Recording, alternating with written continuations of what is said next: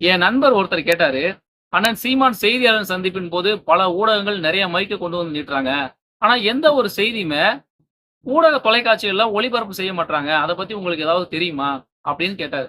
எனக்கு தெரிஞ்ச வரைக்கும் நான் அவருக்கு பதில் குடுத்தேன்.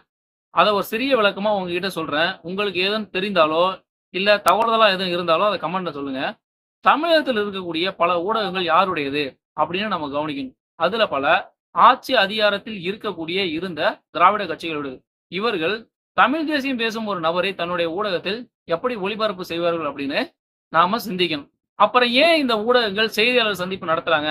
அப்படிங்கிற கேள்வி நமக்குள்ள எழும். அதுல ஃபர்ஸ்ட்டு சோசியல் மீடியாவுல ஒளிபரப்பு செய்யும்போது பல இளைஞர்களால பார்க்கப்படுது. அப்போ அவங்க மணி எர்ன் பண்றதுக்கு அது ஒரு வாய்ப்பா அமையுது. 2வது அவரு எந்த இடத்திலாவது தவறா பேசிற மாட்டாரா? அப்படின்னும், அப்படி தவறா பேசிட்டா, அந்த செய்தி தொலைக்காட்சி ஊடகத்துல ஒளிபரப்பு செய்யப்படுது. எடுத்துக்காட்டா சொல்லணும் அப்படின்னா, டிவிகே தலைவர் விஜய் அவர்களைப் பத்தி ஒரு எதிர்மறையான கருத்த அவர் சொல்லிட்டாங்க அப்படின்னா, அது பிளாஸ் நியூஸ்ல கூட ஒளிபரப்பு செய்ய வாய்ப்பு அதிகம்.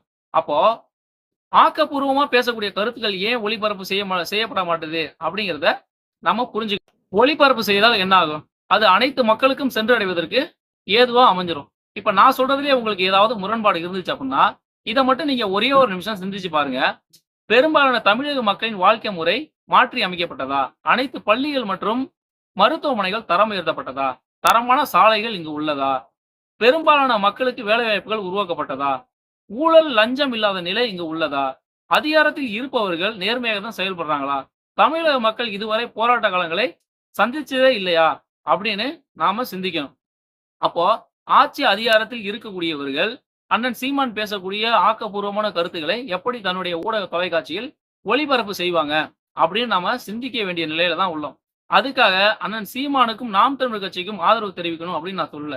எது சரி தவறு அப்படின்னு நம்ம புரிஞ்சு செயல்படணும் அப்படின்னு தான் சொல்றேன். சிலர் தவறாக செயல்படுறாங்க அப்படின்னு தெரிஞ்சும் அவங்க கிட்ட இருந்து கிடைக்கின்ற சிறிய பயன்களை எதிர்பார்க்காம சரியான கருத்துக்கு நம்ம துணை நின்னோம் அப்படின்னா பெரிய பயன்கள் அடையலாம் அப்படின்னு நம்ம கவனத்துல எடுத்துக்கணும்.